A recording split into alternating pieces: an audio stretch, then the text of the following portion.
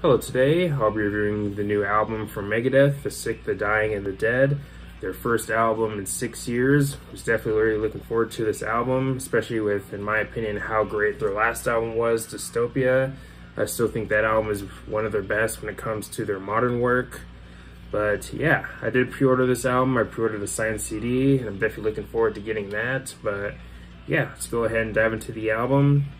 The album starts off with the title track, and yeah, with this song, you could definitely make the argument that it's kind of typical Megadeth, but still, I'd say a rhythmically pretty catchy song, especially with the verses. But I'll admit, I don't have a whole lot to say about this track specifically, but overall, I do like it. I wouldn't say it's one of their stronger album openers, but still overall a solid track. Then we move on to Life in Hell, and this is easily one of my favorites on the album. One of the more thrashy songs on the album, especially with the verses. The verses are just heavy and thrashy and just really in your face. And then you get to the chorus, which slows things down a little bit, but still heavy. And also with the second chorus, I really like it when Dave screams hell. That was definitely a moment in the song that I didn't see coming, which I thought was pretty cool. I really dug, again, that scream. But after that second chorus, you get this heavy guitar with spoken word over it, and I did really like that part of the song, or that section of the song. But yeah, Life in Hell, again, definitely one of my favorites on the album. But then you move to the second single, Night Stalkers featuring Ice-T, and I did talk about this song on the channel, and yeah, this is probably another favorite of mine on the album. I mean, the verses are just thrashy and heavy, kind of like with the verses from the last song. And what really stands out to me with this song is really the riffs, especially the verse riff. I mean, maybe one of my favorite riffs on the album. I mean, I don't know what it is about that riff, but I really dig it. And the chorus, I'd say I've been liking it more and more with time. And also when it comes to Ice-T's part, overall, I like it. I might be alone in this, but I personally would have loved to hear more from him in the song, hear more of him. And I'm probably alone in that, but for those who might not be super familiar with me, if it's not going to be rock or metal, it's going to be rap for me, because, yeah, again, I do like myself some rap music, but usually rock and metal are probably the genres that I go to the most, but again, if it's not those two genres, it's going to be rap. But yeah, overall, again, I did like Ice-T's part in this song, and Night Stalkers, again, probably one of my favorites on here. But then we get to Dogs of Chernobyl, and this song's a bit more mid-tempo, but around the 4-minute mark, things start to really pick up and go in a more thrashy direction. And this is probably another favorite of mine on the album.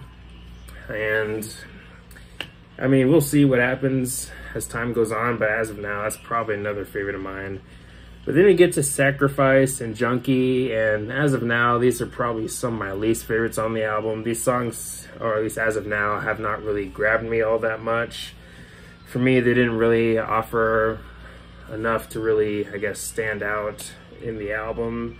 They're kind of just okay to me. But then we get to Psychopathy, or Psychopathy, however you pronounce that. It's a shorter track, a little over a minute long.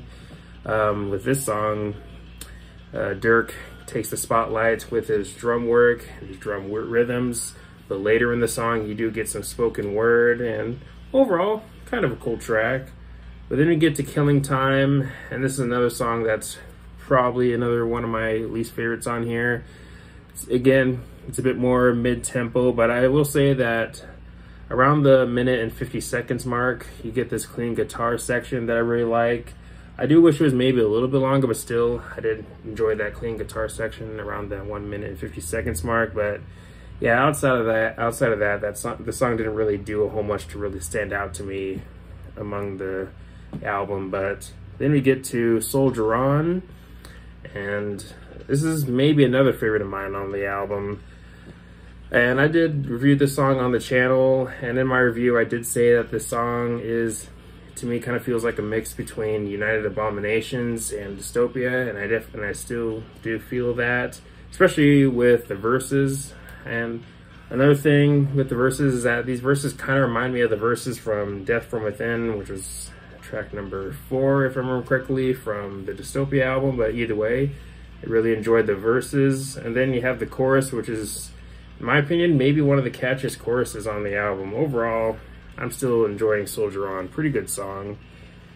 Then we get to Celebutante, or Celebutant, or Celebutant. I think that's how he pronounces it in the song, if I remember correctly, but that's probably another favorite of mine, and I can see that this song maybe being a favorite for some other people too, especially if you're a fan of their more thrashy side, more than their more mid-tempo stuff. But yeah, this song is definitely a banger through and through, maybe one of the thrashiest songs on here, and also rhythmically pretty catchy.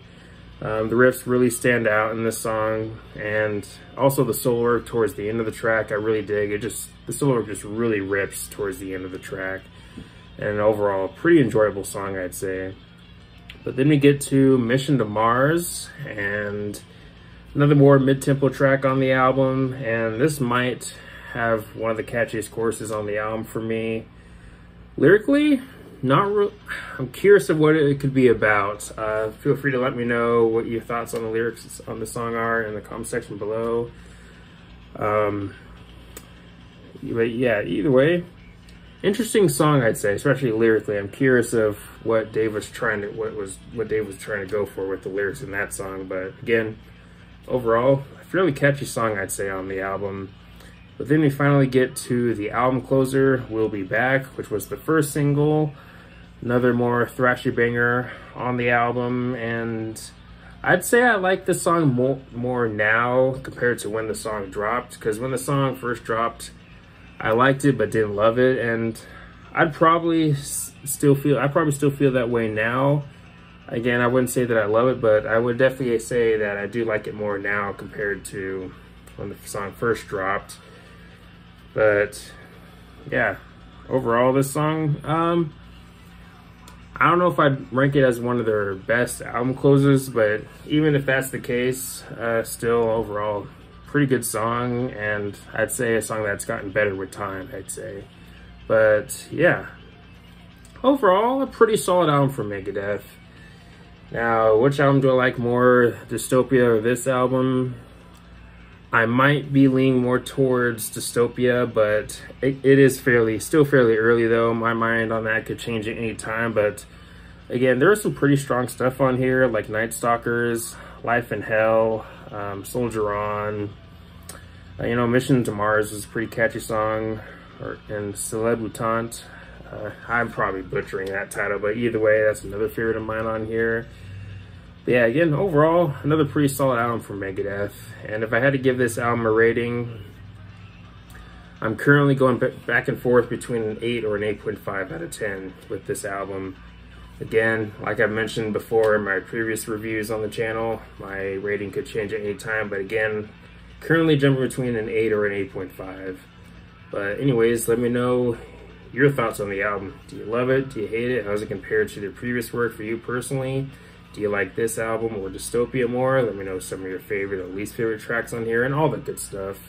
But anyways, thanks for watching. Please leave a comment and like, subscribe. Have a nice day and take care.